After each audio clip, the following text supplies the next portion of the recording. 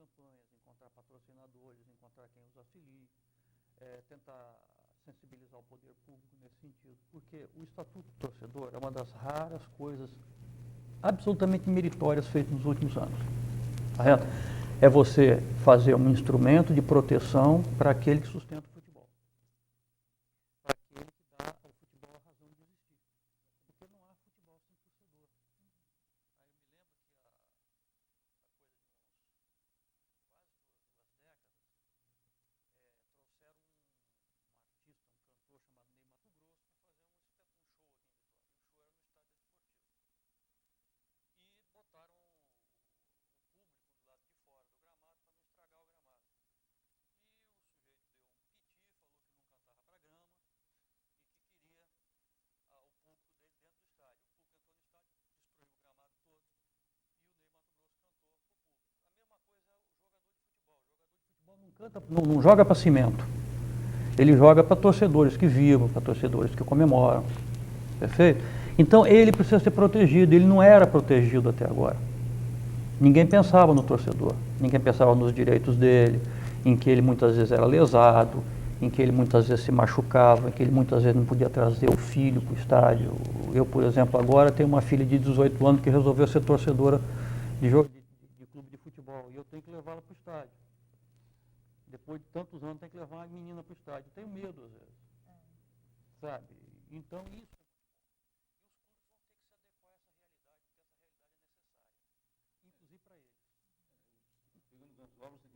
Ou os clubes vão se tornar realmente profissionais, ou então vão ter que voltar a jogar futebol amador.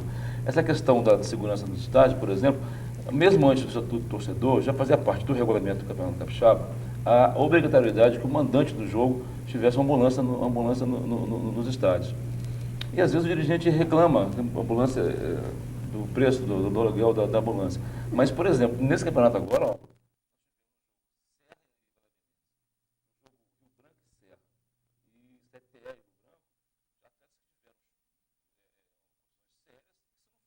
da ambulância, talvez tivesse problemas mais graves. Então, como ela falou, o torcedor precisa se sentir motivado, porque lá tem arquibancada, porque lá tem as cadeiras, tem banheiro, tem, enfim, tem um bom atendimento de bar. Segurança ao público, mesmo ao É o cliente, você tem que trazer o cliente para você. Então, pensando nisso também, que essa questão dos 5.000 foi uma questão que nós, até muita gente apostou que nós íamos voltar atrás, de que não sei o quê.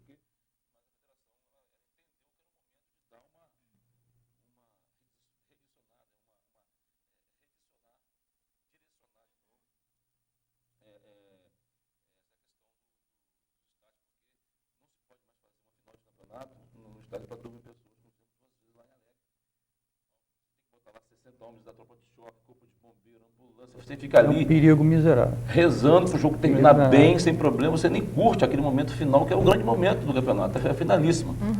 Então, a partir disso, o nosso. Estava definido se era sentado ou em pé, e agora, então, com o Estatuto do Torcedor, as normas orgânicas do futebol, deu um passo importante. Eu creio que daqui a médio prazo esse resultado já vai ser visto dentro de campo. Certo. Álvaro, muitas pessoas, assim como o radialista Ferreira Neto, dizem que o principal motivo da crise do futebol capixaba é o jejum de títulos do Rio Branco. Você concorda com isso? Concordo. Esse é um dos principais motivos.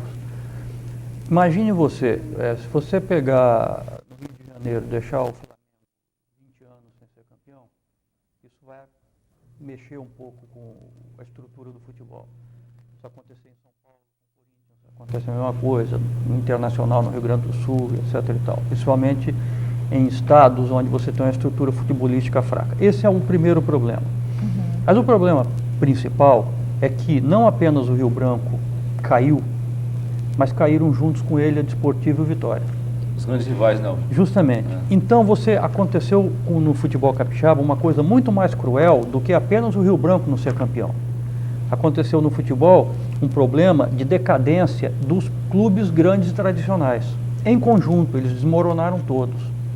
Quando você fala que no futebol capixaba os clubes do interior passaram a ser campeões de 20 anos para cá, Isso não aconteceu em decorrência de uma melhora técnica acentuada dos clubes do interior. Aconteceu em decorrência da queda dos tradicionais clubes. O clássico de Rio Branco e Vitória, ele começou na década de 10, 1910, 1910, 1912, 1913, 1914, quer dizer. Esse jogo, Rio Branco e Vitória, representa o que existe de tradição no futebol. E no caso da Desportiva, representa o que existe de rivalidade mais acirrada. São os clássicos capixabas. Exatamente, porque a Desportiva ela surgiu em 1963 da fusão de diversos clubes pequenos pertencentes à Vale, mas quando o Santo Antônio morreu, e isso aconteceu logo depois disso, a Desportiva incorporou aquela torcida que era contra o Rio Branco. E isso alimentou a rivalidade. Quando esses três clubes caíram, quando esses três clubes começaram a naufragar financeiramente e posteriormente tecnicamente, o futebol foi todo pro buraco junto. Eu não sei, Álvaro, se você também concorda comigo, que a saída do Rio Branco de Jucutuquara para Campo Grande acabou, de certa forma, diminuindo um pouco essa rivalidade. Porque o Vitória e Rio Branco era o clássico da capital, era a rivalidade da capital. E Rio Branco Esportiva representava a Vitória contra a Cariacica. Então, quando o Rio Branco saiu de Jucutuquara e veio para Cariacica, ele deixou toda uma tradição lá em Jucutuquara. A nação capa preta, a nação de Jucutuquara, né? O governador Blay era o reduto do Rio Branco, era a bomboneira do Rio Branco. O que pouca gente sabe é que o Rio Branco não saiu de Jucutuquara para Campo Grande porque quis. Né? Isso aconteceu em 1973. Era uma época de regime de exceção. O Brasil era governado por militares. E entendeu-se naquela época que a Escola Técnica Federal precisava da área que pertencia ao Rio Branco. O governo federal fez chegar ao conhecimento do governador do estado, que era Cristiano Dias Lopes Filho, a informação de que se o Rio Branco não aceitasse vender o estádio para o governo federal, para a Escola Técnica, o estádio seria desapropriado. O governador do estádio chamou o diretor do Rio Branco, Manuel Ferreira, cunhado dele, e avisou, olha, avise ao Kleber Andrade, que é o presidente do Rio Branco, que ele deve facilitar a venda do estádio, porque senão o estádio vai ser desapropriado. Isso é uma história longa, eu estou resumindo para você entender que o Rio Branco saiu de Jucutuquara porque teve que sair. Teve motivos. Na época, o que os dirigentes fizeram? Os dirigentes compraram uma área lá na Ilha de Santa Maria, que é um prosseguimento de Jucutuquara, para montar um clube social lá. Ali seria a sede do clube, onde haveria bailes, onde haveria lá os esportes amadores, etc. e tal. Essa sede não deu certo. E afora isso, houve um outro azar que o Rio Branco deu, que foi na prospecção do terreno, pedra, antes da construção do estádio, não localizaram uma pedra que havia lá. Enorme, né? Enorme. E depois que a pedra foi encontrada, gastou-se um rio de dinheiro para remover a pedra dali, dinamite e outras coisas todas. Então, depois morre o Kleber Andrade. Depois morreu o Kleber Andrade. Então houve uma série de azares, uma série de fatores adversos, que não apenas obrigaram o Rio Branco a sair de Jucutuquara, como contribuíram para o início da crise financeira endêmica do Rio Branco. A partir daí o Rio Branco começou a penar e as coisas se tornaram mais agudas após 1985, 86, quando os dirigentes mais tradicionais deixaram o clube e o clube não encontrou mais nenhum dirigente que pudesse levantar. Talvez o último grande momento tenha sido em 86, naquela belíssima campanha do brasileiro. É verdade. 85, 86, tanto para Rio Branco quanto para o Desportivo. Agora, não tem como negar, você vê que o Rio Branco ganhou do Vitória no rodada anterior, no outro jogo contra o Estrela, mais de 4 mil pessoas foram ao estádio. Quer dizer, é uma torcida apaixonada, uma torcida que... Eu acho que alguma coisa precisa ser feita em relação ao Rio Branco. Só para lembrar, você falou em 4 mil pessoas. Nós estávamos nos referindo agora há pouco a 1985 e 1986. Em 1985 e 86, o Rio Branco e a Desportiva decidiram o Campeonato Capixaba para públicos de mais de 20 mil pessoas.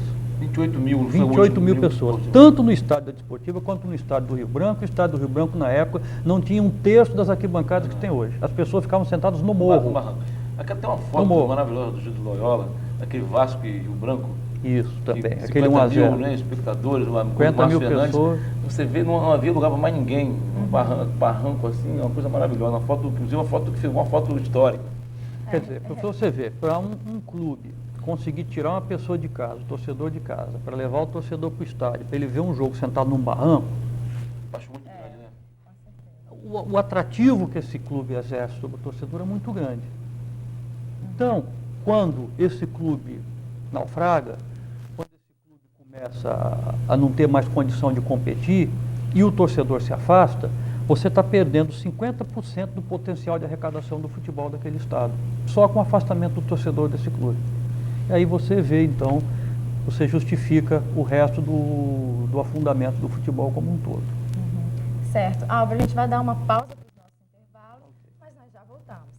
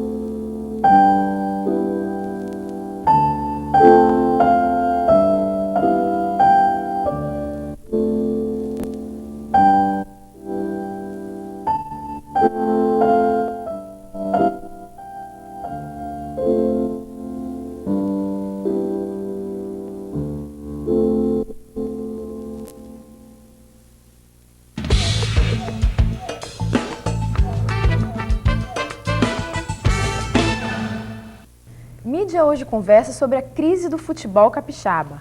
Com a gente, o superintendente da Federação Capixaba de Futebol, Pedro Soares, e o jornalista Álvaro José Silva. Pedro, como você analisa essa predominância de vitórias dos times do interior sobre os da capital? Olha, aconteceu devido a um apoio, primeiro pelo apoio financeiro que as equipes recebiam do poder público municipal. Isso dava condição de eles contratarem os melhores jogadores, os melhores treinadores, a comissão técnica, se prepararem bem para a competição. Realmente o Linhares, na década de 90, né, foi um grande ganhador de títulos do futebol capixaba, o Alegrense, recentemente 2 vezes campeão estadual, o Muniz Freire, Ibiraçu, Guarapari. Agora, por outro lado, a exceção do Linhares, que ainda chegou com destaque a nível nacional, chegou a 4º lugar na Copa do Brasil, essa situação acabou sendo ruim para o futebol, porque as equipes elas tinham uma vida muito curta, eram 3, 4, 5 meses de campeonato. Então, se preparavam para o campeonato, havia investimento para o campeonato, mas o trabalho não era dado sequência ao trabalho de juvenil, de infantil, de juniores, enfim. O foco principal era ser campeão estadual. Uhum. Então, isso foi ruim. Agora, isso dava condições deles se prepararem um pouco melhor e, como já nós falamos aqui anteriormente, a crise econômica que os clubes da Grande Vitória acabaram passando também atrapalhou. Mas eu creio que o principal fator foi o investimento forte, financeiro, feito nas equipes do interior pelo poder público. Uhum. O que você acha, Álvaro? Eu costumo pensar que essa questão da crise financeira é uma questão muito importante. Eu tomo Linhares, por exemplo, porque Linhares foi campeão há alguns anos e o Linhares teve uma estrutura invejável em termos regionais durante um determinado momento. Linhares não tinha o Linhares. Linhares tinha 2 clubes de futebol tradicionais, que eram o América e o Industrial.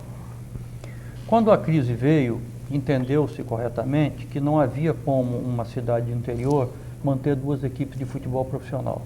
Uhum. Então eles conseguiram um entendimento, fundiram os 2 clubes. O estádio mais ruinzinho era o estádio Industrial, foi vendido. Com o dinheiro da venda, comprou-se uma área na Lagoa Juparanã, onde se pretendia construir um clube campestre, um clube social para os sócios do Linhares, e o estádio que pertencia ao América, então ficou sendo o estádio do Linhares. Quer dizer, o clube passou a ter as cores do município. Pra você fazer uma ideia, o América era verde, vermelho e branco, o Industrial era preto e branco, e o clube que saiu da fusão, um clube azul e branco, quer dizer, um clube que não lembrasse nenhum nem o outro dos antecessores. E esse clube deu sorte enquanto ele pôde com os seus recursos de arrecadação, sustentar a estrutura que ele havia montado. Quando ele começou a dar prejuízo, ele não teve como sair do prejuízo. E esse prejuízo foi aumentando. Chegou uma época em que o industrial de campeão estadual quase constante, ele acabou tendo que parar, acabou tendo que vender o estádio para uma empresa de supermercado, quer dizer, vendeu o último estádio que o município tinha, paralisou totalmente as atividades. A gente não sabe hoje se o Linhares vai voltar, porque a gente não sabe se o município de Linhares terá condição de ajudar o clube a voltar a ter um estádio, mesmo comprando um terreno de periferia e tudo mais. Quer dizer, o estádio é um retrato dessa crise. Ele retrata bem a crise, ele mostra a dimensão da crise. Num município do interior do Espírito Santo, que é economicamente muito importante para o Espírito Santo. Certo. E com relação ao Linhares, né, pelo segundo ano consecutivo, o Linhares não disputa nem a segunda divisão, Álvaro. Então, Certo. Pedro, muitos torcedores acusam a federação de beneficiar os times do interior. E eles dizem que o principal motivo é a motivação política, já que o presidente da federação é também deputado federal e é de Ibiraçu, né, o Marcos Vicente. Como você analisa esse assunto? Você acha que está correta essa interpretação dos torcedores? Eu posso falar para você com a mais absoluta da certeza, né? Eu estou na federação desde 1997 e a federação jamais trabalhou nesse sentido. Em 97, o Linhares foi campeão em 97, em 98 o Linhares foi bicampeão, mas numa disputa acirradíssima. O Rio Branco precisava apenas ganhar do São Mateus no Cléber Andrade, perdeu do São Mateus, o Linhares foi campeão. Em 99 o Serra ganhou, 2000 a Desportiva ganhou, e nos últimos 2001 o Alegrense, 2002 o Alegrense e 2003 Serra. Eu posso te garantir que não há nenhum favorecimento. O Marcos, digamos assim, ele sequer, por exemplo, o Marcos, um dia desse, não sabia nem que era o árbitro que ia trabalhar no jogo. A gente não tem, você pode ter certeza absoluta que o campeão estadual é aquele que realmente foi o melhor durante a temporada. Né? Então, o Ibiraçu não joga nem mais no campeonato. Ibiraçu é a terra do presidente. Então, eu acho que acho que não é por aí. Às vezes o torcedor às vezes ele coloca a paixão um pouco acima da razão. Né? Então, quando o time dele não vai bem, quer dizer, no caso do Rio Branco, que tem 18 anos de espera, o Vitória, também, que não é campeão, a Desportiva, o último título foi em 2000, a Desportiva foi rebaixada em 2001, em 2002, voltou agora, em 2004.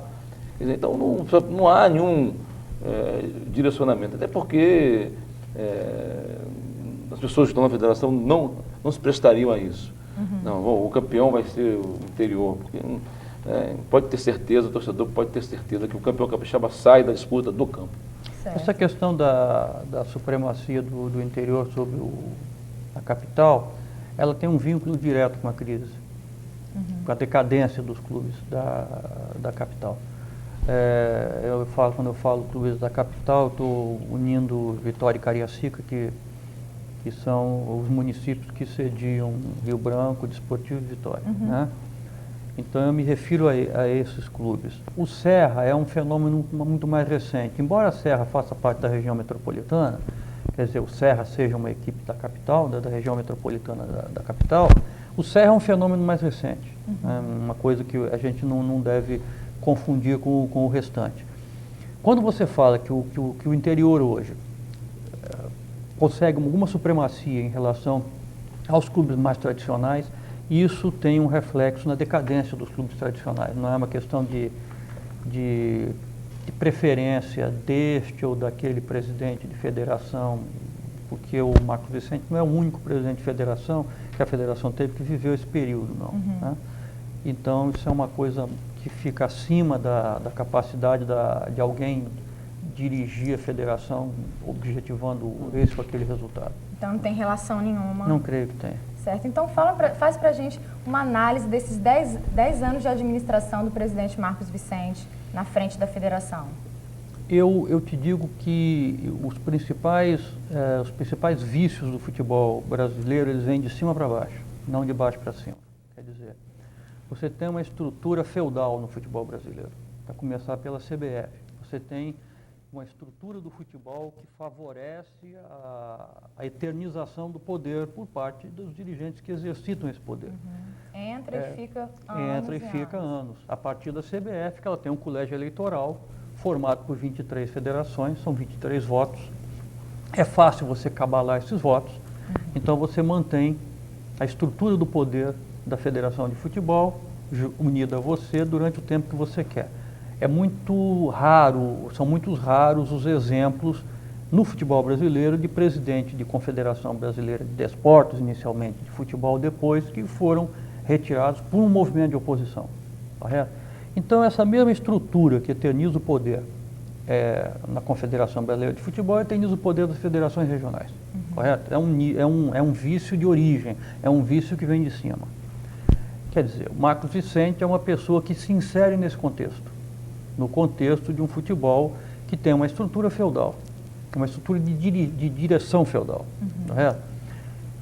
Não tenho nada pessoalmente contra Marcos Vicente, até acho um rapaz simpático, mas a meu ver há um erro crasso também, que é você misturar atividade político-partidária com futebol. Quer dizer, não deveria haver pessoas que no exercício de cargo público, de cargo eletivo, dirigindo a estrutura do futebol. Nos clubes seria um mal menor, mas nas federações e na confederação, isso é uma coisa que deveria ser evitada.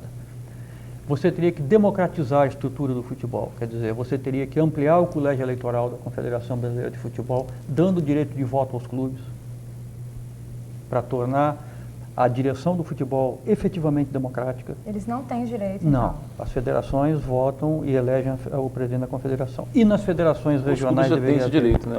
Nas eleições de federações, quem vota são os clubes e as ligas. São os clubes. Muda um pouco essa estrutura. Porque no caso das federações, os clubes e as ligas têm que votar, porque não existem outras federações para votar no presidente da federação. Então, no caso da estrutura das federações, há um colégio eleitoral maior, o que propicia uma democracia melhor do processo eleitoral.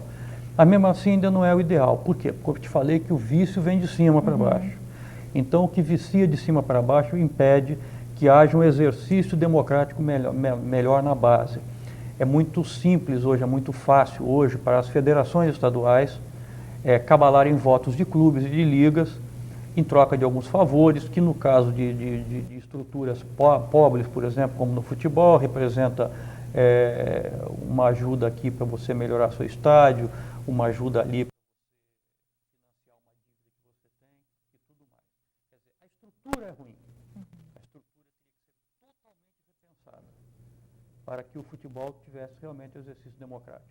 Não é bom em nenhuma federação e na Confederação Brasileira de Futebol, que dirigentes, por melhores que eles sejam, permaneçam 10, 15, 20 anos no exercício do poder.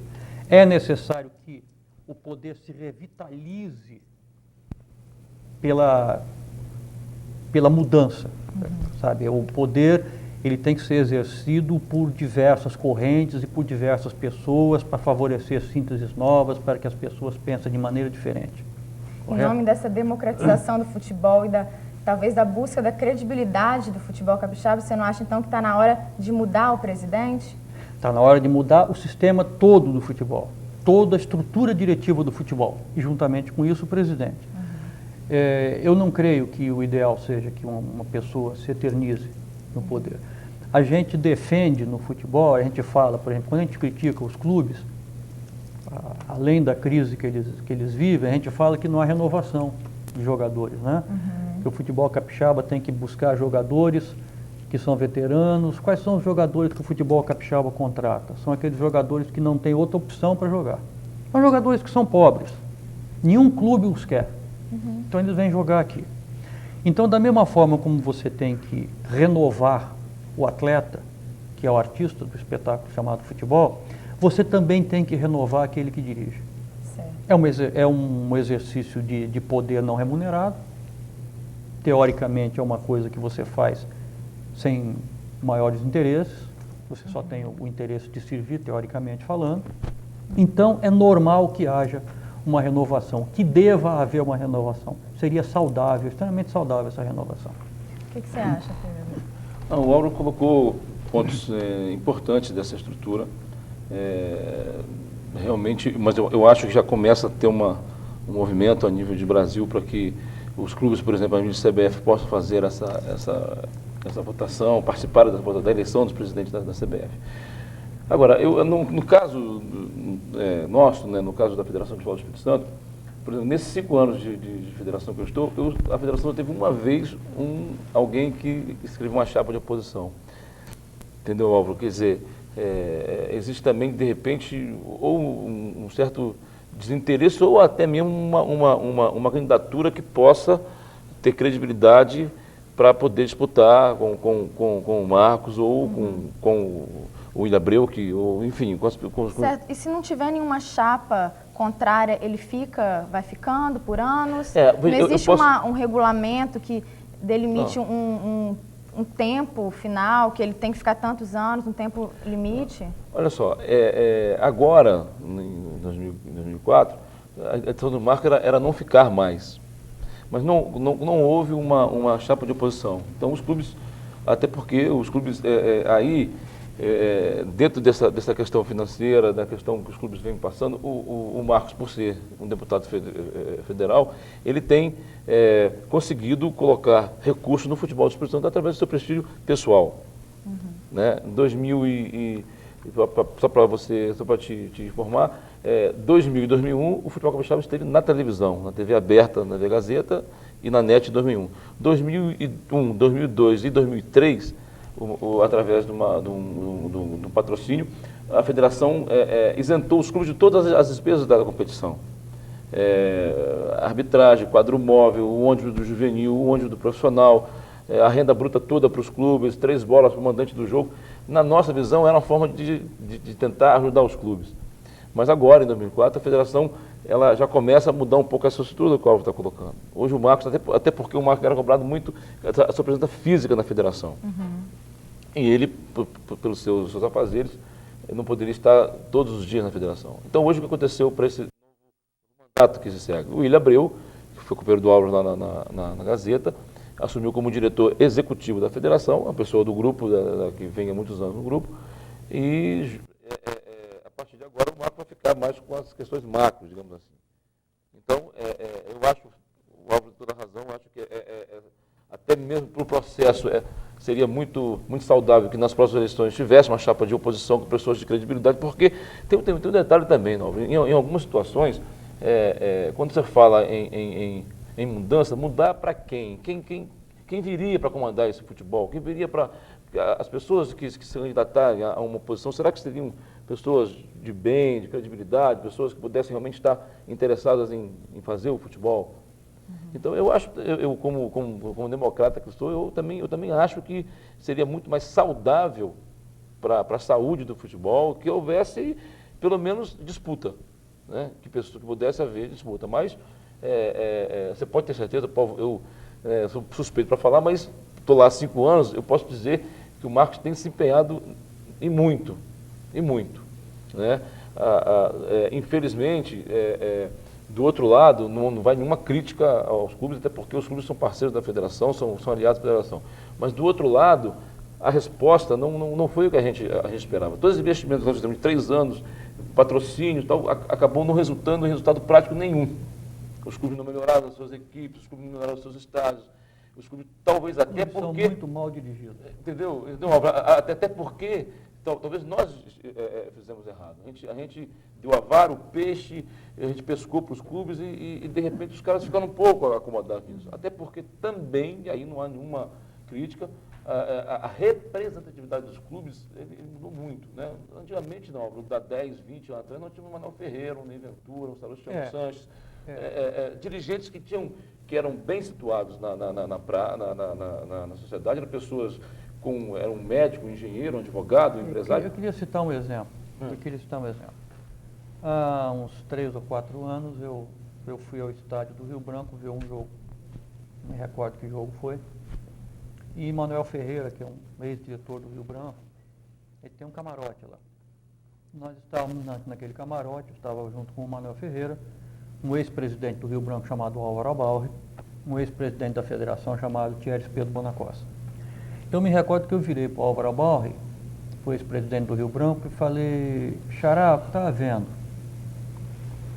Ele chegou e falou, olha, nós não conseguimos fazer nossos sucessores, ou seja, nós não conseguimos transmitir para os nossos filhos o amor que nós tínhamos pelo clube. Exatamente. E nós ficamos velhos. Exatamente. Então o Manuel parou, não tinha quem o sucedesse. Eu parei, não havia quem me sucedesse. Outros pararam, não havia quem o sucedesse. Andrade, eles não conseguiram, Kleber Andrade também, eles não conseguiram fazer sucessores. Talvez seja o caso de a gente pensar, caramba, talvez eles não tivessem tentado fazer sucessores também. Talvez não tivesse ocorrido a eles tentar fazer sucessores. Quer dizer, talvez eles tenham sido surpreendidos já no final da vida sem tentar fazer, mas eles não conseguiram fazer o sucessor. Ou então a própria família, para descontrair um pouco, porque fazer futebol não é fácil, por exemplo. Você tem que, às vezes você deixa a família em terceiro plano. É uma dedicação exclusiva, não é fácil o futebol profissional. Então, talvez isso tenha também feito com que a própria família tenha feito pressão aí nos filhos do Manel, nos filhos do Álvaro, nos filhos do Kleber, para que eles não assumissem. Kleber Andrade, por exemplo, que é o ex-presidente que dá nome ao estádio do Rio Branco, ele era dono de uma empresa comercial aqui em Vitória, uma loja de tecido, uma loja de departamentos, uma loja que existe até hoje, que é uma loja muito conceituada na cidade. Se você entrasse na sala dele, na loja que ele presidia, você não encontrava rigorosamente nada da loja na sala dele. Só tinha foto do time do Rio Branco, só tinha documento do Rio Branco, só tinha nota fiscal de pagamento do Rio Branco, só tinha jogador de futebol discutindo o contrato. Mostrando o amor dele pelo time, né? E isso não acontecia na sala da presidência do Rio Branco, não. Acontecia na sala da presidência da loja que era dele. Então, a mulher e os filhos é que tocavam a loja. Ele usava até o escritório da loja para cuidar dos assuntos do Rio Branco. Bom, isso é o ideal? Não. Isso é o futebol da década de 70. O futebol que era mais barato de se fazer, o futebol que era feito com mais amadorismo. Isso não caberia numa estrutura profissional hoje. Hoje uma estrutura profissional teria que ter executivos dirigindo o futebol. Mas é para você ver que aquela paixão que havia e que saía do gramado, saía do campo de futebol para a estrutura que dirigia os clubes, ela deixou de existir. Esses nomes, quer dizer, mas os nomes, né? Os nomes tinham muita credibilidade. Eram pessoas que iam contratar, iam sentar para discutir com credibilidade. Por exemplo, eu de 73 a 78, eu fui atleta da Desportiva Ferroviária. Eu fui dirigido por Ney Ventura, Ailton Farias, Salustiano Sanches, pessoas dirigentes que você tinham credibilidade. Não estou fazendo nenhuma crítica aos dirigentes atuais, mas não houve essa renovação. Por exemplo, o Rio Branco agora tem o Dr. Paulo Marangoni, o Notieso, o Dr. Telemaco, pessoas que estão lá no Rio Branco, tentando recuperar o Rio Branco. A Desportiva virou um clube empresa, né? O Marcelo Glaforte é o dirigente empresário, enfim. Mas o Vitória com o Dr. Jairo Ribeiro, mas saindo um pouco daí, as pessoas lutam com muita dificuldade para dirigir essa equipe. Né? Lá o Serra, o Jorge Euclides, enfim. Mas o que eu estou querendo dizer é o seguinte, que na década de 60, década de 70, um pouco da década de 80, os dirigentes eram pessoas, digamos assim... Era diferente do que é hoje. Diferente, não. Tá certo, Pedro. Eu vou ter que dar uma pausa para o nosso intervalo, mas nós já voltamos. Ok.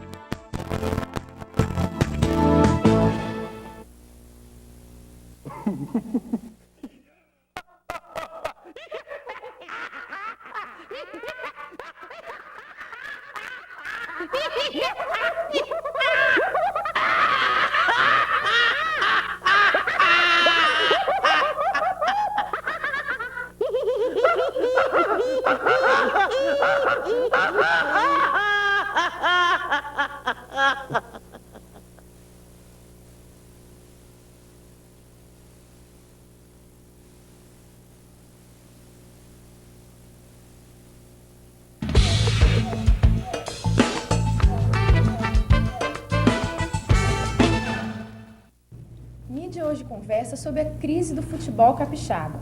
Com a gente, o superintendente da Federação Capixaba de Futebol, Pedro Soares, e o jornalista Álvaro José Silva. Álvaro, você falava da paixão pelo futebol que existia antigamente e que isso mudou. Você dizia que os dirigentes de clube não deixaram herdeiros. Você acha que a federação tem feito algum projeto para levar as crianças aos estádios e promover talvez esses futuros dirigentes de clubes? Não sei. Você tem conhecimento de algum projeto? Lógico.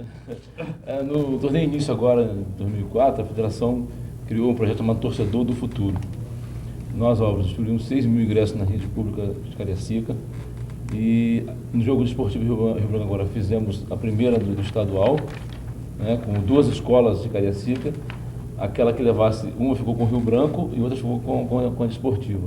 Aquela que levasse a maior bandeira da federação daria um DVD de presente. A escola, uma das escolas cumpriu essa tarefa e vamos fazer a estreia dele em Vitória, no jogo Vitória e Santo Antônio. Então, é uma forma de você criar um vínculo desse torcedor. Estamos pegando alunos da faixa de 13, 14, 15 anos, estamos propiciando, estamos dando ingresso grátis a esses alunos para que eles possam comparecer ao estádio. É uma forma que a federação achou de criar o vínculo do garoto, porque ele vai com a camisa do Rio Branco, da Desportiva, do Vitória. Estamos apostando de que isso possa ser o início aí de uma caminhada. O torcedor do futuro. Exatamente. Certo. Desde 93, um time capixaba não disputa a primeira divisão do Campeonato Brasileiro. E hoje não temos nem representantes na segunda divisão. Quais são as consequências disso para o nosso futebol? São as piores possíveis, porque isso faz com que o futebol perca mais torcedor, o futebol arrecade menos e, por via de consequência, possa investir menos. Então, o nível cai mais ainda e a crise se torna mais aguda. O que acontecia é que, no passado, os campeonatos regionais, o Campeonato Paulista, o Campeonato Carioca, o Campeonato Capixaba, os campeonatos estaduais, eles classificavam equipes campeã e vice-campeã para o Campeonato Brasileiro. Isso era um atrativo muito forte nos campeonatos regionais, correto? Você lutava para disputar o Campeonato Brasileiro, da mesma forma como o clube que disputa a Copa do Brasil está disputando uma vaga na Libertadores. Os clubes que disputam o Campeonato Brasileiro não estão apenas disputando o título de campeão brasileiro, estão disputando também vaga na Libertadores. Até quando o clube vê que ele não pode mais ser campeão naquele ano, ainda continua brigando para conseguir uma vaga na Libertadores. Então você tinha um atrativo, esse atrativo foi tirado. As várias mudanças pelas quais o futebol brasileiro passou fizeram com que, uma dessas mudanças fez com que os campeonatos estaduais não mais classificassem clubes para o brasileiro. Quer dizer, o brasileiro passou a ter 3 divisões, primeira, segunda e terceira, digamos, e então há o sobe e desce dentro dessas divisões. Isso reduziu drasticamente a importância dos campeonatos regionais. A meu ver, foi uma decisão errada, porque os campeonatos regionais, eles têm uma tradição muito grande no futebol brasileiro. Algumas pessoas dizem, não, tem que fazer assim, porque na Itália não existe, na Espanha não existe, na Alemanha não existe. Sim, só que a Espanha é do tamanho de Minas Gerais. A cultura é outra também, não? A cultura é outra, os países europeus são pequenos. A Europa toda não tem o tamanho do Brasil. É muito fácil você fazer campeonato na Europa.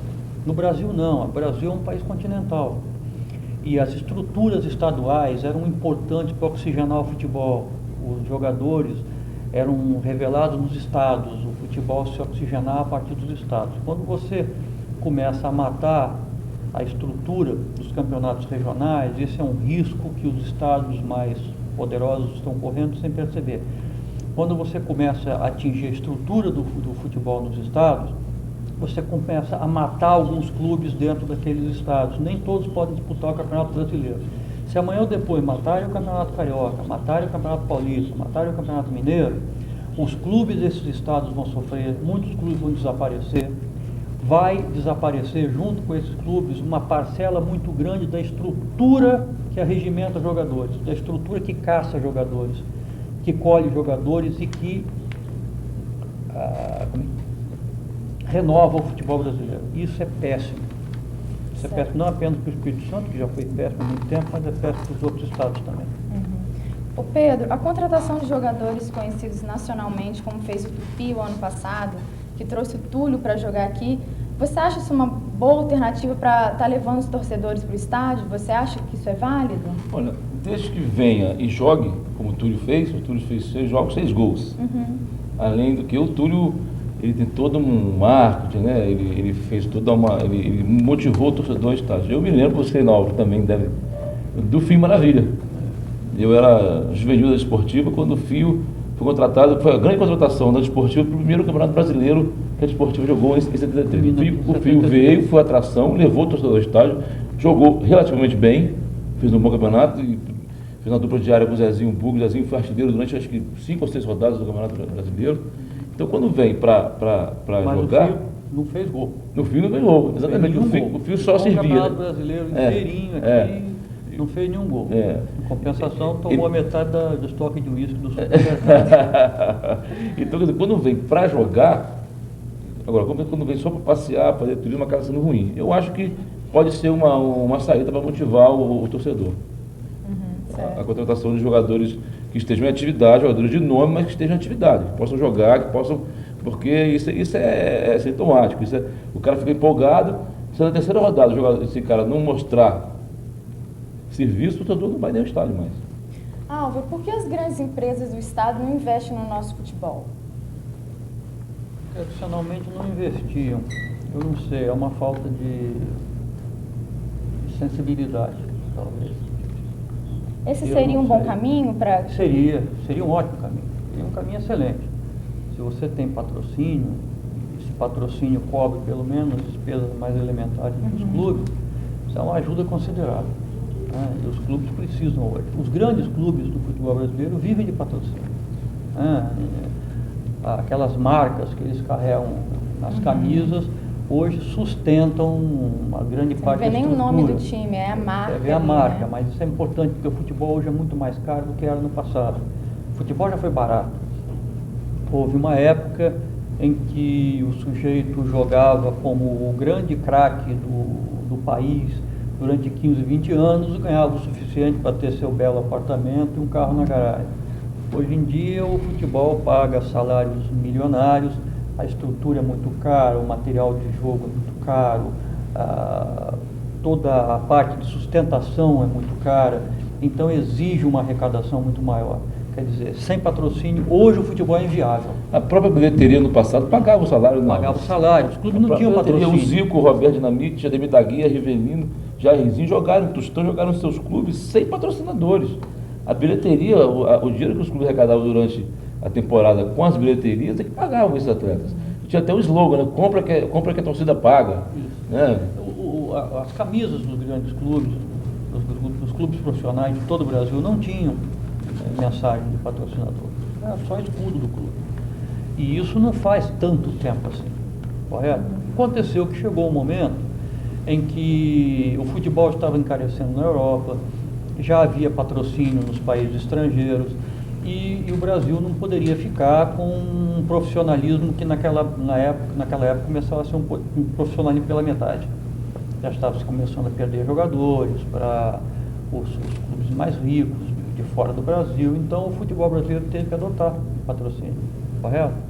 Se o futebol brasileiro continua perdendo jogadores para os clubes europeus e até de outros continentes, hoje os motivos são diferentes, não são os mesmos motivos que fizeram com que os patrocínios chegassem, mas os patrocínios hoje são essenciais. E aqui no Espírito Santo, se as empresas se sensibilizassem para patrocinar os clubes, isso seria de capital importância para os clubes. E as empresas teriam retorno, elas esquecem disso, talvez elas não estejam visualizando. A própria experiência com o Túlio só foi possível porque a empresa entrou no circuito. E essa empresa declarou que teve retorno com o Túlio. Quer dizer, o Túlio só veio para jogar no Tupi porque... Eles não vão dar sem receber nada em troca. Eles fizeram um investimento e esse investimento foi positivo. Se você... Só um minutinho. A gente estava falando no primeiro bloco os últimos campeonatos que fizeram sucesso no Espírito Santo foram os campeonatos de 85 e 86. Naquela época, tanto o Rio Branco quanto a Desportiva tinham jogadores que eram atrações. O Rio Branco tinha o Dé, que era um jogador que foi famoso. Jogou bem aqui, não? E a Desportiva teve Enéas, Que foi Teve o Washington, lembra do Washington também? O Washington também. É. A Desportiva teve o Enéas, que pertenceu à Portuguesa de Desportos, depois ele morreu após um acidente automobilístico, e eram dois jogadores que atraíam torcedores. Você tem que misturar no time de futebol sempre um atrativo maior, ou mais de um se for o caso, e o jogador jovem, que é parte daquela renovação. Esse jogador jovem de hoje vai ser o atrativo de amanhã. O futebol é uma mescla dessas duas coisas para que ele possa fazer sucesso. Pedro, o Álvaro falou da importância da regionalização dos jogos, que se tem esses campeonatos nos estados, que isso pode revelar muitos talentos. Só que existem casos como o Sávio, o Jussier e o Maxwell, que são jogadores que são do Espírito Santo, que estão brilhando lá fora e nem sequer chegaram a atuar profissionalmente aqui no estado, né? Como que você vê isso? É importante essa pergunta, porque não vai nenhuma crítica, pelo contrário, é apenas uma... Até porque os clubes também têm uma parcela nisso aí. Por exemplo, nós temos uma competição chamada Copa Gazetinha, que ela tem um cunho social importantíssimo. Né? Você pode formar um time aqui dos filhos dos funcionários da FAESA e botar para jogar a Copa Gazetinha, ótimo, maravilha. Mas só que quando acaba a Copa Gazetinha, tem um ônibus do Vasco, outro do Vitória da Bahia, outro do Fluminense, outro do Corinthians, que pegam esses garotos e levam, sem que sequer esses meninos passarem pelos nossos clubes. Aí vai também um pouco da falha da estrutura que o Álvaro está colocando. Os clubes não têm, por exemplo, um olheiro para chegar ao Rio Branco Desportivo, Vitória do Serra, para olhar aqueles garotos, para oferecerem uma condição... antes, não tem hoje. Entendeu, Álvaro? Para oferecerem uma condição mínima que possa ser para que esses meninos muito novos prefiram ficar aqui. O que pode ser feito para eles preferirem ficar aqui? Eu acho que os clubes passarem a ter um trabalho de base forte, uma estrutura de escolinha, uma estrutura de infantil, juvenil, que possa ter o quê? Casa, comida, colégio, enfim.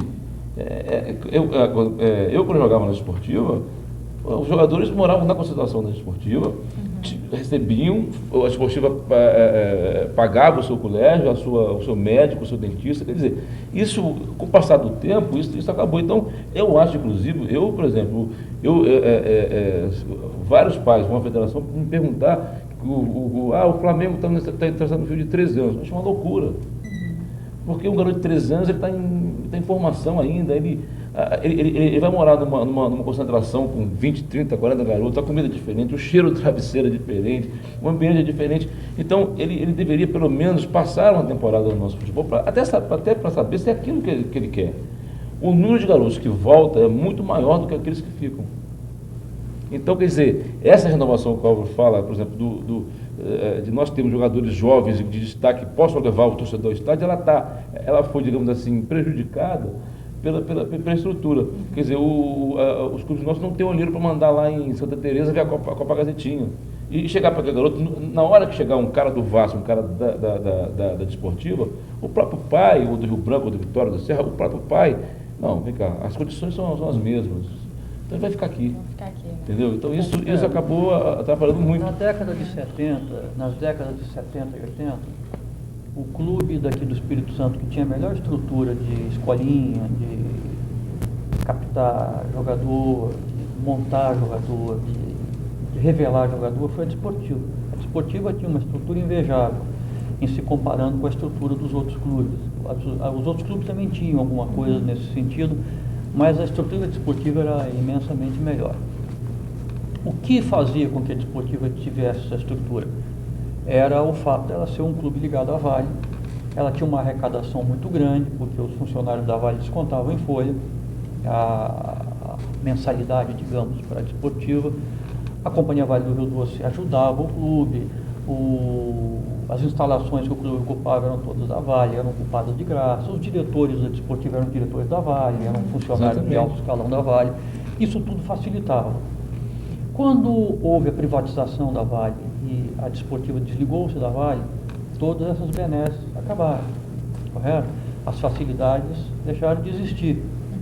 E faltou, então, estrutura financeira, faltou patrocinador para manter essa coisa, para manter isso. Eles não conseguiram manter.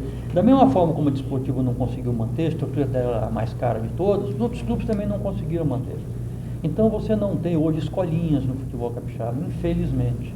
E elas são de suma importância. Nesse aspecto que eu estava colocando, O Giovani, que foi campeão mundial juniores, foi feito na desportiva. Quando ele foi vendido por Vasco, já foi com toda a base formada, os fundamentos. Quer dizer, Giovani foi um jogador criado na desportiva, revelado pela desportiva. Chegou criança. O baiano que foi chuteiro de ouro durante muitos anos no país, artilheiro maior do Campeonato Pernambucano, no Rio Branco. Revelado no Rio Branco.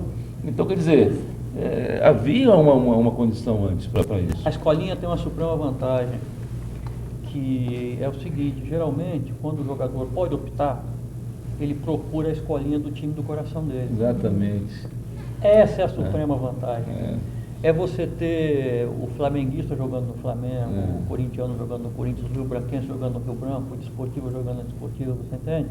Porque o jogador vai ser profissional, ele sabe que ele vai ser profissional, que ao longo da carreira ele vai mudar de clube, ele vai jogar contra o clube do coração dele, mas é muito importante quando ele pode começar lá. Ali.